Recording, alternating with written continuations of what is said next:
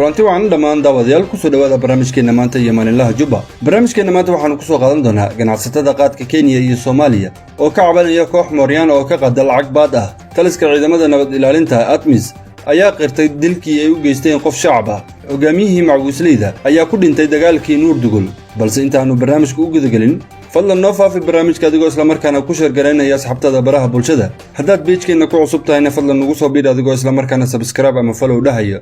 mahadsanidin.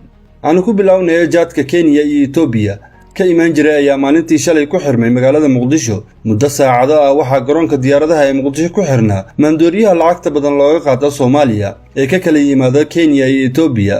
dowladda waxay ku soo rogtay canshuur xad dhaaf ah waxaana loo sheegay ganacsatada in la miisaamayo culayska qaadka ay sitaan ayagoo isla markaana iska diiday. ganacsatada ayaa sameeyay gadood taasoo keentay inuusan jaadka u gelin gudaha Muqdisho. waxaa sidoo kale jira cabasho ka imaanaya ganacsatada qaadka Kenya ayagoo sheegay kuwa ay ugu yareen Mooryaan kuwaas oo ka qaada lacag xad dhaaf ah. ganacsatada ayaa hadda ka doonaya madaxweyne William Ruto inuu ka dhabeeyo balantii uu qaaday ee ahayd in meesha laga saarayo kooxaha wax u dhimaya ganacsiga qaadka Soomaaliya. ganacsatada dhoofisa qaadka ayaa ka dayriyay in lacag dhan 550 shilinka Kenya ay ka qaadaan kuwa dalaaleyda ah kuwaas oo fadhigoodu yahay Nairobi iyo Muqdisho, taasoo qaadka Kenya ka dhigaysa mid aan la tartami karin midka ka yimaada Ethiopia. afhayeenka isu taga ganacsatada qaadka Kenya ayaa sheegay in lacagtani ay bilaabatay kadib markii dib loogu fasaxay qaadka Kenya suuqyada Soomaaliya. waxaa sidoo kale uu sheegay haddaan diidno inaan bixino lacagtaasi sharci darrada ah waxaa la xirayaa badeecadeena. waxaan filayaa in arrintani ay ka dambeeyaan rag u shaqeeya dowladda Soomaaliya, ayuu yiri Munjiri oo ah afhayeenka ganacsatada qaadka Kenya. madaxweyne William Ruto ayaa horey u sheegay maalin ka hor calaamisaarkiisa in dowladdiisa ay soo afjari doonto kuwa ka macaasha qaadka sida sharci darrada ah. walow ganacsatada labada dhinac ay cabanayaan, haddana maalintii shalay ahayd sida ay qabaan dadka ka soo horjeeda jaadka imaada Soomaaliya waxay u ahayd guulo qoysas badan oo Soomaali ah kuwaas oo ay u baaqatay lacagta ay u isticmaali jireen maandooriyaha.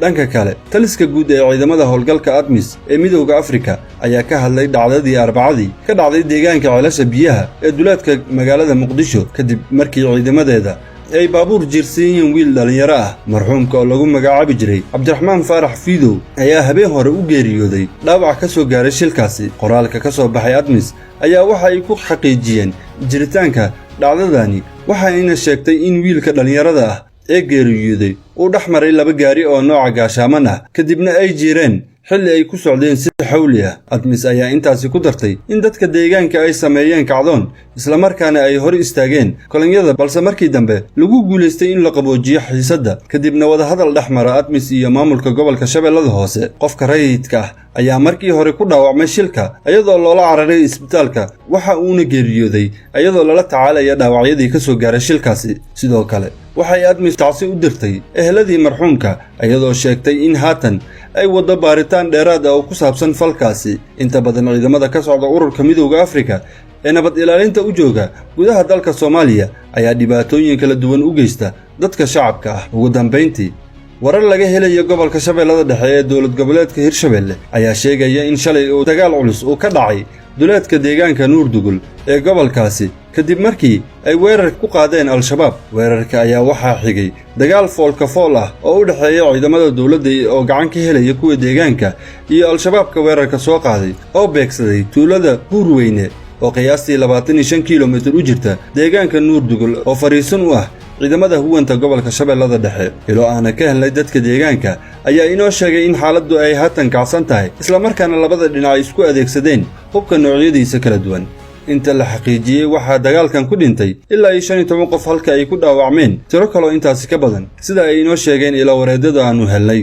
dadka dhintay waxaa ka mid ah saraakiil iyo askar ka tirsan ciidamada huwanta kuwaas oo ay ka mid yihiin taliya Cabdullaahi Caari Cumar oo ka tirsan saraakiishii horkacisay howlgalkan iyo Sheekh Qaasim Cali Gaab oo ah hogaamiyihii kooxda Macbuusleyda ee deegaanka Nuurdugul ayaa ka mid ah deegaanadii u dambeeyay ee lagala wareegay kooxda argagixisada ee Al-Shabaab. waxaa maalmo ka hor booqasho ku tagay madaxweynaha dowladda federaalka Soomaaliya mudane Xasan Sheekh Maxamuud. Shabeellaha Dhexe ayaa ka mid ah gobollada uu hadda ka socdo kacdoonka ka dhanka kooxda argagixisada ee al-shabaab kaasoo deegaano badan looga qabsaday kooxda argagixisada. ciidamada dowladda iyo kuwa deegaanka ayaa sheegay in ujeedadoodu ay tahay inay gaaraan ilaa iyo degmada aadan yabaal oo uu ku yaalo saldhigga ugu weyn ee al-shabaab. intaasi ayaanu kusoo gabagabeynaynaa barnaamijkeenna maanta iyo maalinlaha jubba.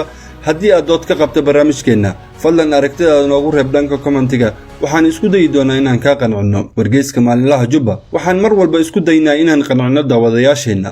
anigoo ah Ismaaciil Kulmiye waxaan idin leeyahay ismaqal dambe oo xiiso leh. nabadey.